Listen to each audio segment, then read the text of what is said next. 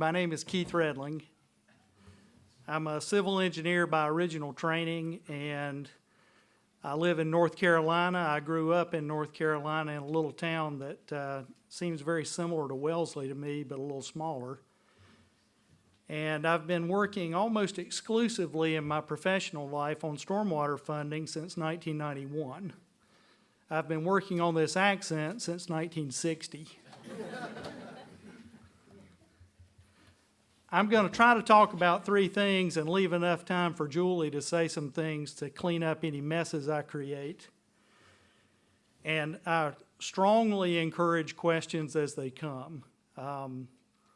As I said, I've been doing this a long time, and I've helped about 40 communities set up stormwater fees. One of the things that's kind of interesting to me is how long these non-point source stormwater rules have been in place in a lot of other parts of the country. I have clients in the South who are working on their 5th 5-year permit term now. So it's a thing that's been going on for a long time. I'm going to try to cover briefly these three issues. As I said, please don't make me talk interruptedly and unilaterally the whole time, so jump up anytime. And I'm going to start with a case study of a town that I've been working with in North Carolina for about 1.5 years on stormwater funding. If I can make this work right, it's going to be somewhat good. March 4th, 2013, I and the city engineer made a presentation to the town board of aldermen, and this is what it was about. A stormwater advisory committee was formed in the town.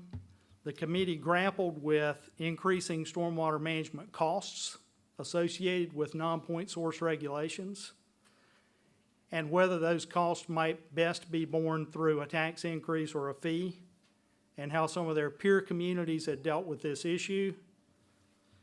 And I and the city engineer presented some facts, and we had some members of the board of that advisory committee with us. They had met 4 times during the year and talked about these issues, talked about all the things the town already did in stormwater management. And one of the things that I think is critically important is to realize if you have a unit of local government, you were in the stormwater management business long before non-point source rules came out. But the stormwater management business originated with and continues to revolve around protection of public welfare and property, particularly in many cases related to the transportation network, so street drainage. The new kid on the block is water quality in a lot of places, but it's real important in our conversations with ratepayers or customers or citizens to point out and recognize we've been in the drainage business. The drainage business is changing, but we've been in that business. What we found in this town was that they had been spending about $1 million a year on stormwater management. This is not a tiny place. It's about 30,000 people. It's in the most populous county in North Carolina, or the second most populous county, I think. It's growing rapidly. It's the world headquarters for Lowe's Home Improvement, and I saw a Lowe's and a Home Depot near the hotel I stayed in last night. And it's also really the epicenter for NASCAR racing, which is a sport that I don't have that much interest in despite my accent. But it's been good for business there. It's a place that's growing kind of fast. So if you think about it, it's the New South in a lot of ways. It's growing fast. They have the advantage of a lot of land. And they have a lot of fairly wealthy 23-year-olds living there who drive really fast on Sunday. So they spend $1 million a year on stormwater management already, okay, already. And our assessment is that their new unavoidable cost associated with water quality requirements under non-point source rules, the National Pollutant Discharge Elimination System rules that were mentioned a minute ago, is about another $300,000. So observation 1, their costs aren't going up 500%, they're going up 30%. Caused by this. But look at the next line. These citizens who do realize they will pay for whatever is done want other stuff. They want more drainage maintenance. They want better yard waste pickup, which is a stormwater management issue. They want some money invested in capital improvements to the drainage system. The town historically has spent no money on storm drain capital other than there's a cave-in in the road and a truck fell in it. What do you want me to do? Okay, well, we'll fix that, right? That happened in Baltimore when I was working on a stormwater fee there last year. A terrible cave-in on a street called Monument Street, bigger than this room. And it was caused by, a drain pipe coming apart. There are only two ways to get this money that are sustainable, and one is a fee and one is a tax, and there's really nothing else. And this Citizens Committee said they thought a fee was a lot more fair than a tax for generating the needed funds. Now, Chris talked about fire protection, and I was happy that my tax value caused me to pay less for fire protection than Chris. But one of the things about tax-based funding for anything is folks with a high tax value pay a lot of that proportionate share of revenue. So if you think about stormwater management, and you think about a big, dense place like Philadelphia, I've done a lot of work with the city of Philadelphia and the water department there on stormwater. A high-rise building there has a tremendously high tax value. Tax-based funding for stormwater, the high-rise building is going to pay a lot for stormwater. They may not be much of a stormwater problem, so to speak, if you think about the problem as runoff from their property, simply because their property is not very big. The footprint's not very big. So tax-based funding, they're going to pay a lot. Fee-based funding that relies on a rate structure that's pretty common, like impervious area, Julie's going to talk about that, they would pay relatively less. And you can decide if you like that or not, but people with a really high tax value are going to tend to like fee-based funding. And people who pay no taxes are going to tend to like tax-based funding. And one of the things about fee-based funding for stormwater is it captures, generally speaking, a revenue stream from public property, including federal property, schools, universities, things like that. This group thought that fees would be a more reliable revenue stream than taxes. Not that taxes aren't reliable, but my father was city engineer in Charlotte for many, many years, Charlotte, North Carolina. Relied on general fund monies for most of the engineering that he did. And one of the things he said to me one time was, I kind of got shortchanged on money this year. The fire department needed some stuff. I said, well, the fire department, he said, yeah, don't mess with those guys. They're better looking than you are. They've got better looking trucks than you have. They've got the Dalmatian. If they make a mess, they clean it up. They have a calendar. And 10 times out of 10, they'll get the money and you won't. The other thing that this citizens group said was, really thought that one of the advantages of fee-based funding was it would allow the town to acknowledge the good faith efforts of ratepayers and give them a reduced stormwater charge as a result, which is generally called a credits program. So the idea there is, hey, if I had a fee for stormwater, then I'm going to charge based on something. That's the rate structure, right? The most common rate structure is impervious area. So it could be that Julie and Chris both had 100,000 square feet of impervious area. So at face, I'm going to charge them both the same. Now, if Julie has a nice pond in the low part of her property and the runoff from her parking lot goes to the pond, and she has these plants in the pond that absorb all the nitrogen and phosphorus, and she gives the sediment a nice place to settle out in the pond, then the water, by the time it leaves her property, is cleaner. And maybe the peak runoff volumes are reduced also because of the attenuation that the pond provided. Chris, much less thoughtful about his development, doesn't have that. So with a credits program, we could actually say, well, Julie's going to pay less. She has the same hard surface area that Chris does, but she's attenuated, she's really mitigated some of her own impact to the drainage system, right? And then this citizens group did something that all good citizens groups do, and that is they said, well, we also looked at what others did.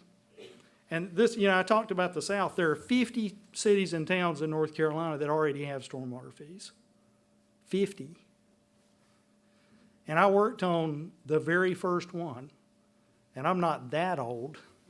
So it's happened very quickly, mostly in response to the unfunded mandate of water quality rules. Again, importantly though, it's not like their costs went up 500%. Their costs were going up about 30%, but they had other unmet needs. So this group really said, hey, we want you to comply with the federal requirements, but we'd also like you to do some other stuff at the same time. So they said, what we really want you to do is fund the entire existing program, set up an enterprise fund, capture the true cost, fund the entire existing program, plus the new compliance requirements, plus some capital, plus some more ops, which was more drainage maintenance and more yard waste. A fee's more fair than taxes, they thought. A fee would allow business to recoup mandatory stormwater investments through the credit. That is to say, if you look at your future as a regulated entity, as a unit of local government in the Commonwealth, then you're going to be complying with non-point source stormwater rules, and a part of complying with the rules will be to regulate new development in your own community in a way that you're causing new development to have to put in place some of these controls for stormwater. So you're going to drive up the cost of new development by necessity. And if you fee fund stormwater, you can then turn around and cut these folks a break who put in these controls because you made them put the controls in. Or you can not. That's your choice. So that's what these people thought. And we did some preliminary math, and we said it's $4, $5, $6 a month for a house. And the board was asked to direct staff to undertake a second phase of work to put a fee in place. And that's where they are now. So that fee goes in place January 1st. So if we go back to where I was, what they did was they did a 5-year plan. I don't really know that I can point. Maybe I can point with this. Oh, look, I can point. So they did this thing, I guess I should say I did this thing, I helped them do this thing, where we basically said, that's the revenue stream we need, that's our cost. So remember I said they spend $1 million a year already, and the unavoidable cost of regulatory compliance was another $300. So you can see it ramping up. What happened was the citizens group said, we'd also like you to do some capital and increase your drainage operations, and the Board of Aldermen said, we'll think about that later. Right now, we want to just pay for the minimum stuff. And I can't, that's not necessarily a bad play. So it's ramping up like you see, and this is basically status quo plus water quality compliance. And the rate ended up being $3.40 a month for a house. $3.40 a month for a house. Yes, ma'am. In putting this together, are you taking into account the costs of employees, pensions, and OPEBs? Yes. All cost. So we ran this, and this is probably a less sophisticated model than a lot of water and sewer models you'll see. But basically, we had an allowance in here for some of these businesses to get a reduction. We had an assumption on the collection rate for the fee, which you'll notice is somewhat low at first, but ramping up over time. And we carried a fund balance. We set aside some operating and emergency reserves. So we try to run it like a business, an investor-owned utility, as my boss would say. So that's what they did. And it was a very visible thing, very public process.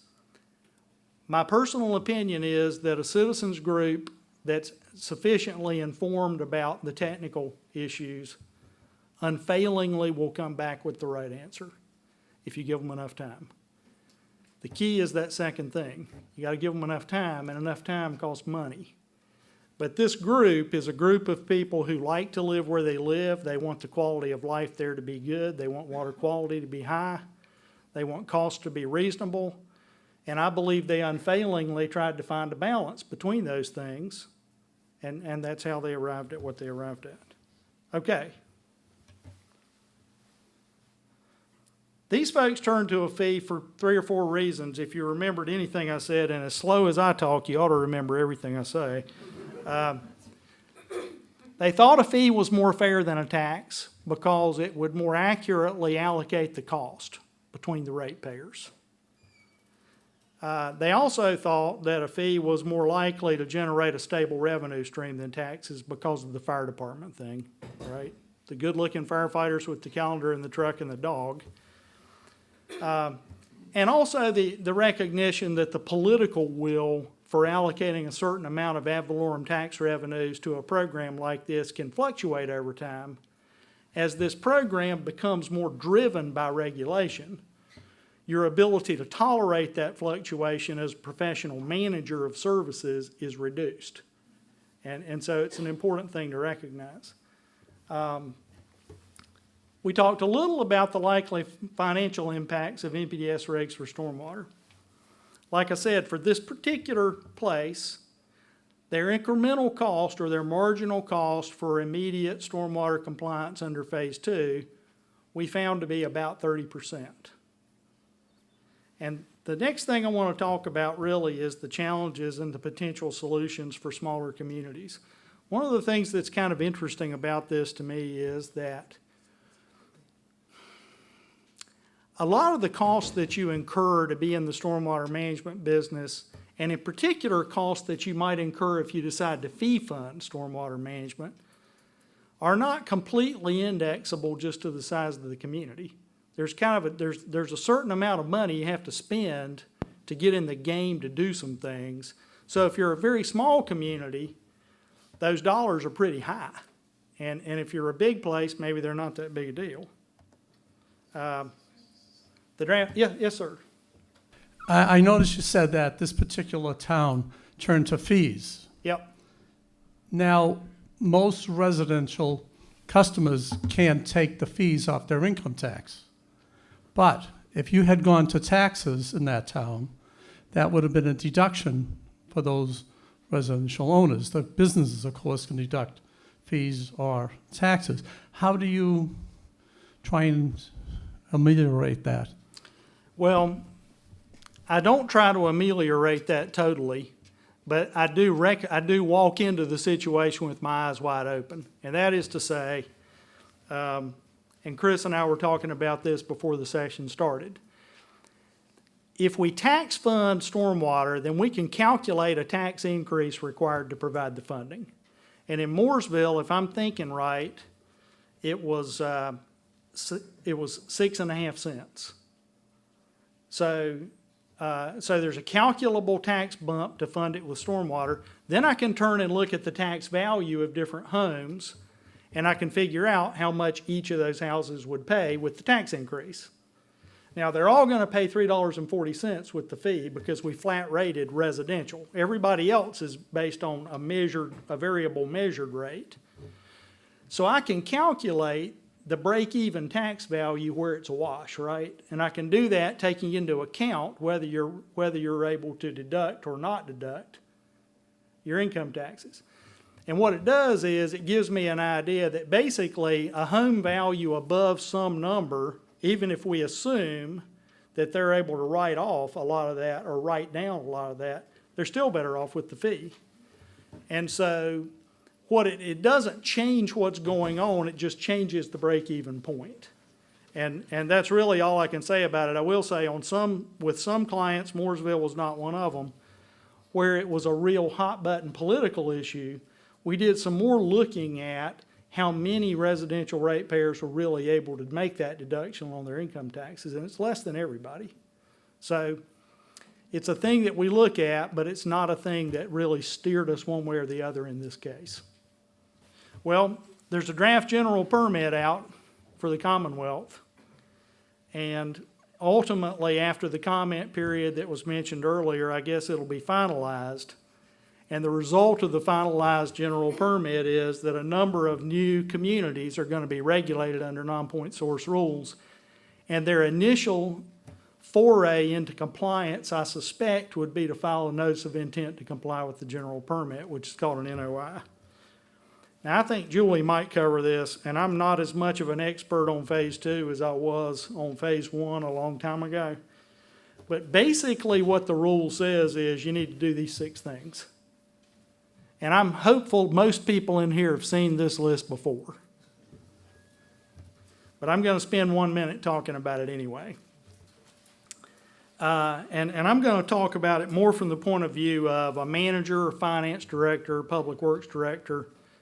Which of these things are likely to cost you a lot of money? The first 2 usually are not. The third one might, and it depends on how you do it. The third one, I'll give you the Southern boy version of the third one. Find all the places where bad stuff's getting into the stormwater and fix them. And so I grew up in a house where I remember we got a washing machine when I was a little boy, and we had never had a clothes washer before. And my dad put it in the basement because, you know, that was the place where you could put it. And then he ran the discharge pipe. My father was city engineer of Charlotte, by the way. I pointed this out earlier. This law didn't exist then. He ran that discharge pipe out through a window into the backyard, and that's where the washing machine discharged. That's a non-stormwater discharge. That's what those are called, and those are illegal. So another good example would be older commercial buildings that have floor drains. Over and over and over again, if you look hard at those floor drains, if the building is older, there's a good chance the floor drain goes into the stormwater system, not the sanitary system. That's an illegal connection. They are hard to find. They're hard to find because they're intermittent. They don't happen all the time.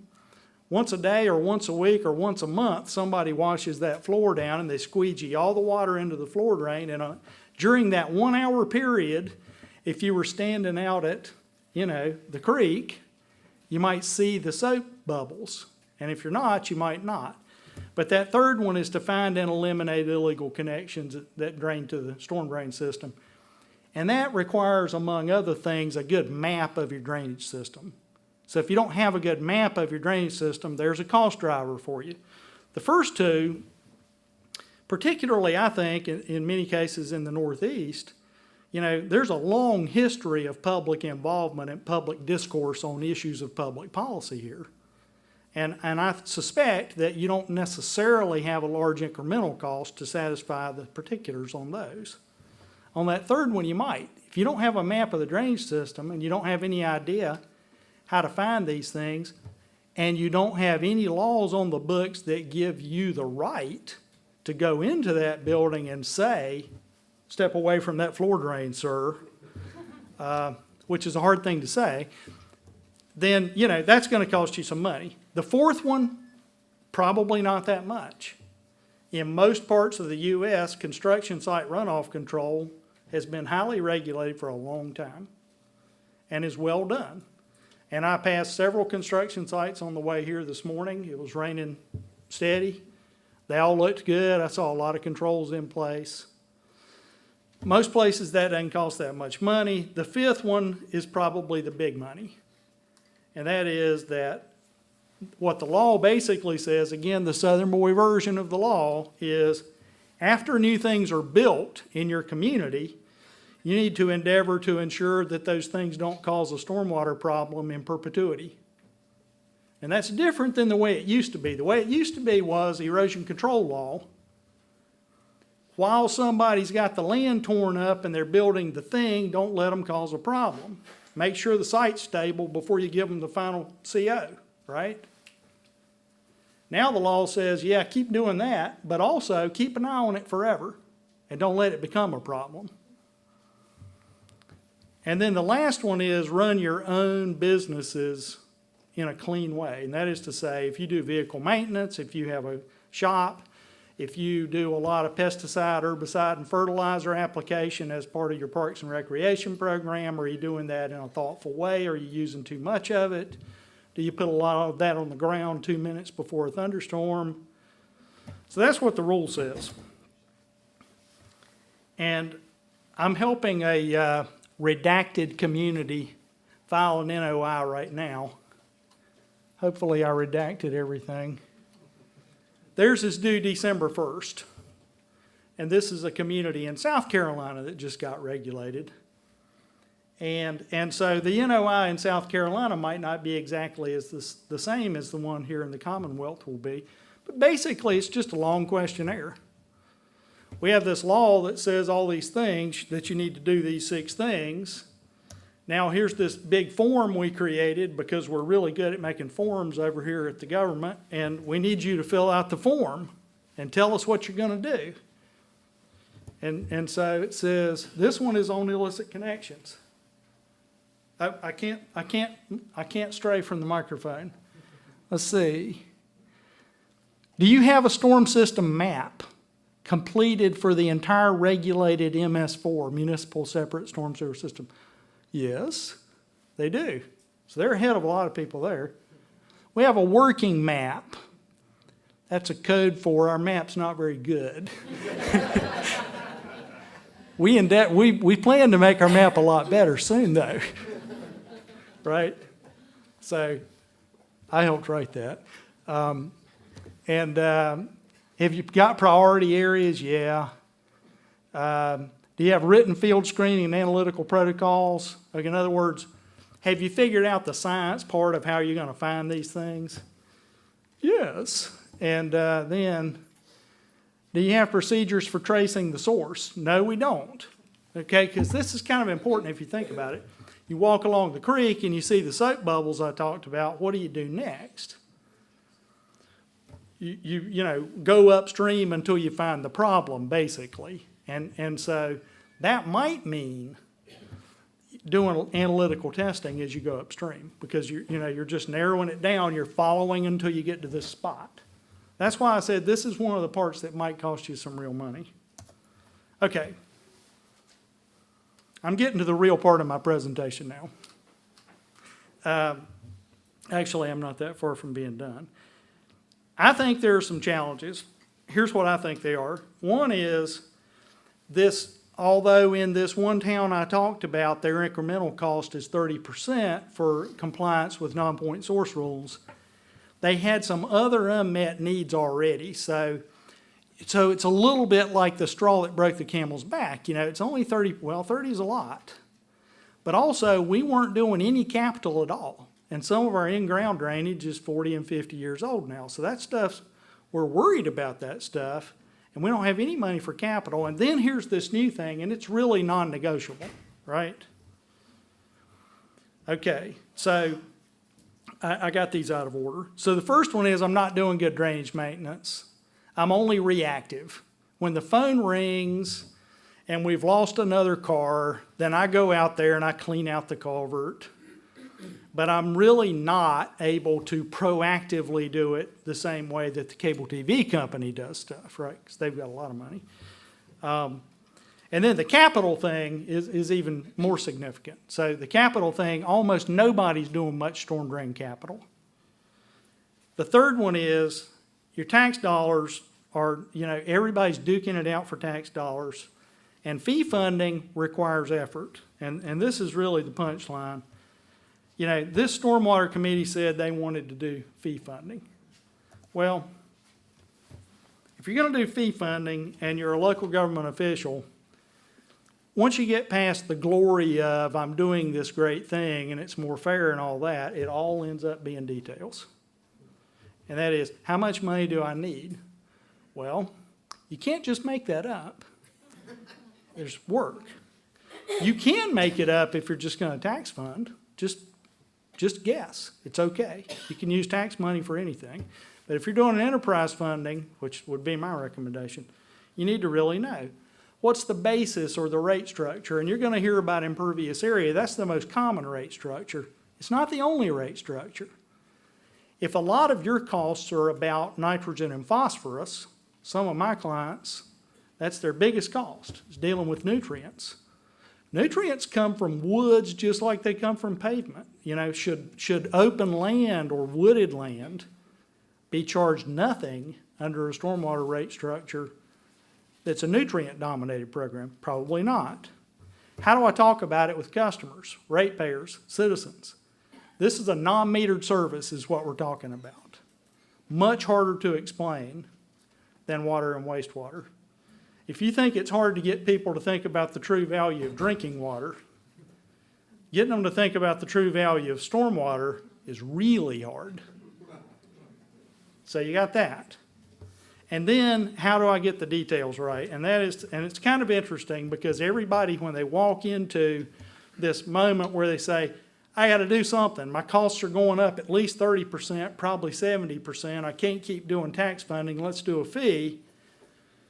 Let's convince everybody to do a fee, and then you lose 3 years of your life convincing everybody to do a fee, and you thought you did the hard part already, and you didn't do the hard part. The hard part is this last thing. If I'm doing a fee, how am I going to convey the bill to people? Is it on the water bill? Who does the water bill?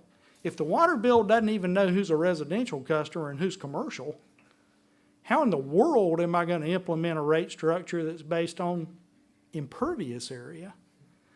Also, impervious area is a characteristic of what? Land, parcels. Water bills go to what? Accounts, premises, service points, pick the name. None of those are parcels. So here's a shopping center, one parcel, 20 water meters. Here's a giant piece of land with a parking lot on it downtown and nothing else. Giant land, no water meters. Here's a residential property with exactly one water meter, my favorite kind, by the way. So matching up, if you're going to use a water billing method to bill for stormwater, we're going to convert a parcel-based charge to an account-based charge. And we better have a great explanation of how we did that.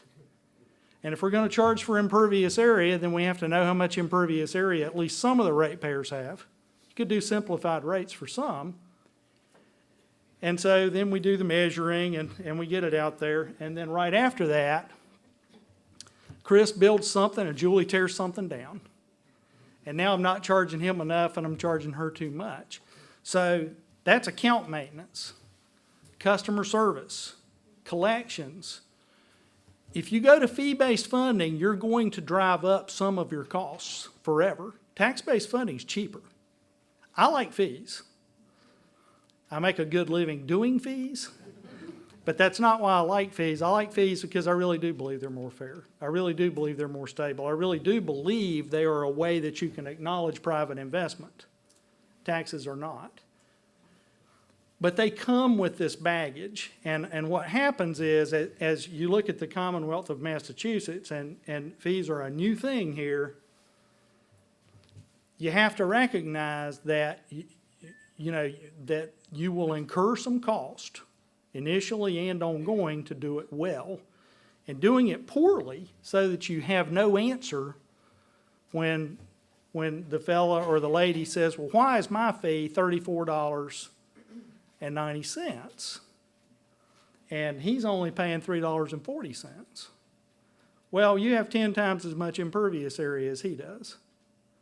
Well, can you prove it? And if I've got 2 more minutes, I'll prove it. Have I got 2 more minutes? If you can prove it. It seems to me that the pressure's on to prove it.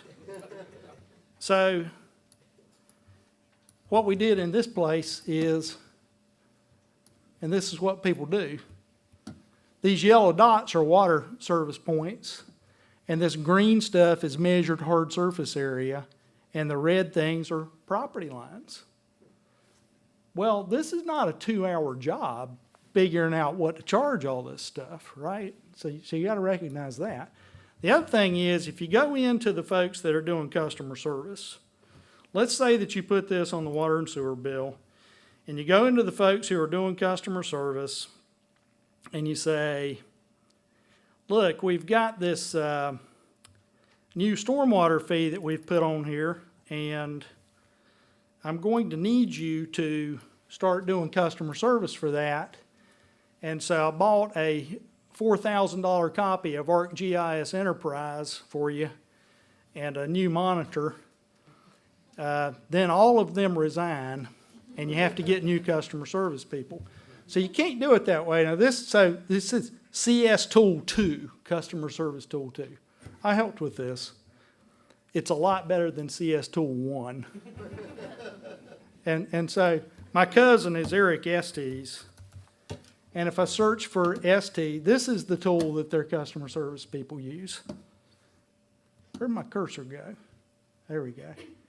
If I do that, then you'll see every property owned by an Estes or water account with a customer Estes pops up down here.